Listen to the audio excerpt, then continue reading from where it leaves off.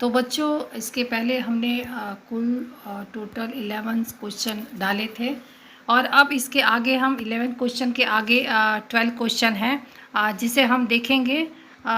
ये सारे क्वेश्चन जैसा कि पहले भी हमने बताया पीजीटी, टीजीटी, सीटेट, टेट हर सब्जेक्ट में ये उपयोगी है और हर एग्ज़ाम के लिए ये मोस्ट इम्पॉर्टेंट सारे ऑब्जेक्टिव क्वेश्चन हैं। ख़ास करके जो भी मनोविज्ञान के क्वेश्चन हैं ये पीजीटी लेवल और टीजीटी लेवल के हैं। हालांकि ये हर कंपटीशन में ये उपयोगी है। तो आइए अब हम समय ज़्यादा ना लेते हुए आगे के क्वेश्चन में बढ़ते हैं। हमारा नेक्स्ट आगे का क्वेश्चन है क्वेश्चन नंबर 12 है। क्वेश्चन है कैलेंडर में दिखलाया गया दिन एवं फ़ारेनहाइट तथा सेल्सियस थर्मामीटर का मापन आदि को निम्नांकित में से किस श्रेणी में रखा जाता है। यानी कि यहाँ पर हमारी जो ऑप्शन है वो ए ऑप्शन है अनुपात मापन, बी ऑप्शन है अंतराल मापन, सी ऑप्शन है नाभिक मापन और डी ऑप्शन है क्रमिक मापन। यानी कि यहाँ पर जो कैलेंडर में जो दिखाया जाता है वो किस श्रेणी में हम उसे रख सकते हैं। तो हमारा जो बी ऑप्शन है अंतराल मापन ये आंसर सही है। तो हमारा आंसर नंबर बी जो है वो आंसर सही है। अब आगे हम नेक्स्ट क्वेश्चन पर आते 13। क्वेश्चन नंबर 13 व्यक्तियों को पुरुष तथा महिला में वर्गीकृत करना निम्नांकित में किस मापन का उदाहरण होगा।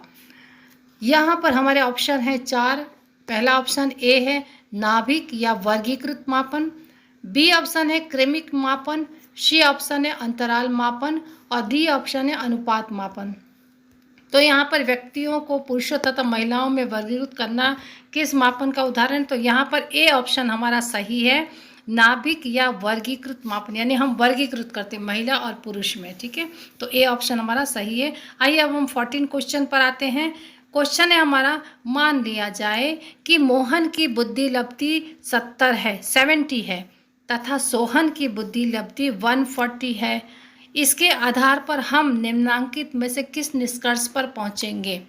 तो यहाँ पर हमारे 4 ऑप्शन है जिसमें ए ऑप्शन है सोहन मोहन से अधिक बुद्धि वाला है। ठीक है, क्योंकि जो सोहन है उसका 140 और मोहन का 70 है।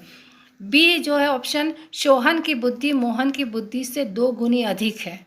ठीक है, यानी कि ये 70 है 40 तो 70 दूना यानी 140। फिर सी है सोहन एक प्रतिभाशाली व्यक्ति है और डी है मोहन की बुद्धि औसत से कम है जबकि सोहन की बुद्धि औसत से अधिक है। देखिए बच्चों, यहाँ पर हमें क्वेश्चन में दिमाग तो लगाना है लेकिन क्वेश्चन को अंकों के आधार पर नहीं देखना है। यहाँ पर हम अगर मनोविज्ञान के दृष्टिकोण में देखें तो मनोविज्ञान में बुद्धि की तुलना की जाए तो यहाँ हमारा डी ऑप्शन सही है। जो डी आंसर है वो है मोहन की बुद्धि औसत से कम है जबकि सोहन की बुद्धि औसत से अधिक है। अब नेक्स्ट क्वेश्चन 15 क्वेश्चन है। 15 नंबर क्वेश्चन है। क्वेश्चन नंबर 15 निम्नांकित में से किसे मनोवैज्ञानिक मापन की विशेषताओं में सम्मिलित नहीं किया जा सकता है। यानी कि यहाँ पर मनोविज्ञान की विशेषता जो मापन है उसमें हम सम्मिलित नहीं कर सकते हैं। तो जिसका 4 ऑप्शन है जिसमें ए ऑप्शन है मनोवैज्ञानिक में मापन की इकाई निश्चित नहीं होती है, बी ऑप्शन है मनोवैज्ञानिक मापन में एक वास्तविक शून्य बिंदु होता है और सी है मनोवैज्ञानिक मापन में परिशुद्धता कम होती है और डी है मनोवैज्ञानिक मापन परोक्ष होता है। तो यहाँ पर बच्चों 4 ऑप्शन है। 4 ऑप्शन में जो बी ऑप्शन है वो हमारा राइट है आंसर। बी ऑप्शन है मनोवैज्ञानिक मापन में एक वास्तविक शून्य बिंदु होता है, ये हमारा आंसर सही है, बी आंसर।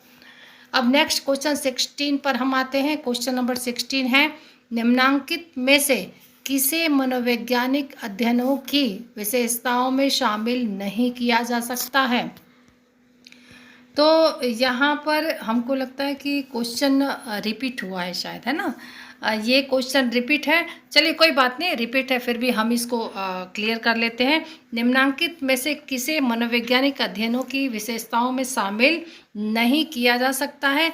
ए ऑप्शन है मनोविज्ञान में मापन की इकाई निश्चित नहीं होती है, बी है मनोवैज्ञानिक मापन में परिशुद्धता कम होती है और शी है मनोवैज्ञानिक मापन परोक्ष होता है, और डी है मनोवैज्ञानिक मापन में एक वास्तविक शून्य बिंदु होता है। तो यहाँ पर आंसर तो आपको पहले से ही पता होगा, यहाँ पर आंसर डी है, मनोवैज्ञानिक मापन में एक वास्तविक शून्य बिंदु होता है। अब हम क्वेश्चन नंबर 17 पर आते हैं। क्वेश्चन नंबर 17 है, प्रयोगात्मक अध्ययनों में निम्नांकित में से कौन सी समस्याएं सबसे जटिल एवं पेचीदा होती है। और जब हम मनोविज्ञान का जब हम प्रयोग करते हैं तो उसमें ऐसी कौन सी समस्या है जो बहुत अधिक कठिन हमको लगती है। तो इसमें पहला है प्रयोगकर्ता पूर्वाग्रह तथा प्रयोज्य पूर्वाग्रह। ठीक है, बी ऑप्शन है प्रयोगकर्ता पूर्वाग्रह तथा प्रतिदर्श पूर्वाग्रह। सी ऑप्शन है प्रतिदर्श पूर्वाग्रह तथा प्रयोज्य पूर्वाग्रह। डी ऑप्शन है नैतिक समस्याएं तथा सांख्यिकी समस्या। तो यहाँ पर जब प्रयोग करते हैं अध्ययन में तो कौन सी समस्या सबसे जटिल होती थी। यहाँ पर जो हमारा ए ऑप्शन है वो राइट आंसर है, प्रयोगकर्ता पूर्वाग्रह तथा प्रयोज्य पूर्वाग्रह। यानी कि दोनों, जो प्रयोग करने वाला वो भी जो प्रयोज्य है वो भी, दोनों पहले से पूर्वाग्रह से प्रभावित होते हैं। तो ए ऑप्शन हमारा राइट आंसर है। अब आगे हम 18 क्वेश्चन नंबर पर आते हैं। 18 नंबर का क्वेश्चन है, द्विअंध प्रविधि क्या है। द्विअंध प्रविधि क्या है, इसमें 4 ऑप्शन है। पहला ऑप्शन है ए है, इसमें प्रयोगकर्ता तथा प्रयोज्य दोनों को ही यह पता नहीं होता है कि प्रयोगात्मक समूह कौन है। ठीक है। बी है, इसमें प्रयोगकर्ता तथा प्रयोज्य दोनों को ही यह पता नहीं होता है कि प्रयोगात्मक समूह कौन है तथा नियंत्रित समूह कौन है। सी है, इसमें प्रयोगात्मक समूह को यह पता नहीं होता है कि उनमें प्रयोगकर्ता कौन है। डी है, इसमें प्रयोगात्मक समूह तथा नियंत्रित समूह दोनों को ही यह पता नहीं होता है कि प्रयोगकर्ता कौन है। तो यहाँ पर हमारा जो बी आंसर है वो राइट है। इसमें प्रयोगकर्ता तथा प्रयोज्य दोनों को ही यह पता नहीं होता है कि प्रयोगात्मक समूह कौन है तथा नियंत्रित समूह कौन है।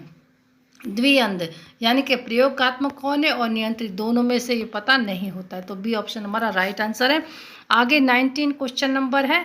क्वेश्चन है, प्रयोगात्मक मनोविज्ञान के पिता कहे जाते हैं। तो प्रयोगात्मक मनोविज्ञान के पिता कौन कहे जाते हैं। तो हमारे 4 ऑप्शन में पहला ए है फैक्नर, बी है एबिंगहॉस, सी है वुंट और डी है वाटसन। तो बच्चों यहाँ पर जो वुंट है वो आंसर सही है, यानी कि सी आंसर वुंट सही आंसर है। प्रयोगात्मक मनोविज्ञान के पिता वुंट को कहा जाता है। अब क्वेश्चन नंबर 20 है, कोहलर तथा काफ्का किस संप्रदाय से संबंधित है। यानी कि ये जो 2 मनोवैज्ञानिक हैं ये किस से संबंधित हैं। यानी कि यहाँ पर 4 ऑप्शन है, जिसमें है पहला प्रकार्यवाद से, बी है गेस्टाल्टवाद से, सी है व्यवहारवाद से और डी है उपयुक्त में से कोई नहीं। तो यहाँ पर कोहलर तथा काफ्का जो है वो संप्रदाय जो कहा गया है, प्रकार्यवाद, गेस्टाल्टवाद, व्यवहारवाद, इनमें से कोई भी नहीं है। यानी कि डी आंसर जो है वो हमारा सही है, उपयुक्त में से कोई भी नहीं है। तो कोहलर तथा काफ्का इन सभी में से किसी भी संप्रदाय में नहीं है। डी आंसर सही है। तो ओके बच्चों, थैंक यू।